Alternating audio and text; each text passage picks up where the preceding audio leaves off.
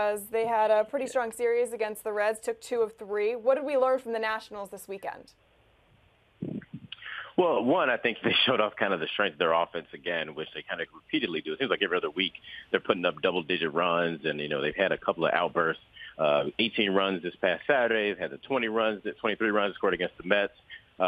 This team is just such a deep lineup and such a strong offensive club that really when they put everything together, 1 through 9, really 1 through 8, that there's no break really in this lineup. So I think the biggest thing for them is that they're going to still be able to punish teams if you've got a pitcher that's having an off night or a guy who's kind of trying to find his stuff.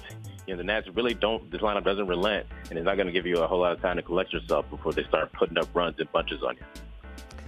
Tanner Roark got off to a rough start in yesterday's game, but you say that the numbers don't tell the whole story. What do you mean by that?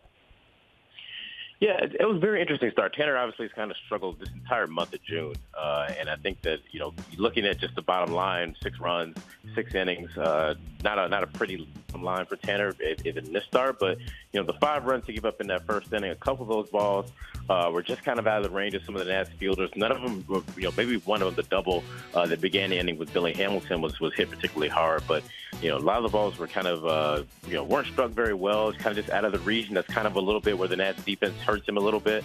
And then Bryce Harper had a play where he misplayed. He probably could have caught out there in right field that ended up leading to 2 runs scoring. Another run ended up scoring a single later in the inning. So, if Bryce catches that ball in the middle of the inning here, he gets out of there with 2 runs. And really he kind of settled in for the most part, give up the home run the next inning of late to Scooter Gennett. But, it was pretty good the last 5 innings of that start. So I think that the numbers looked, necessarily ugly for Tanner when you just kind of look at it from the bottom line.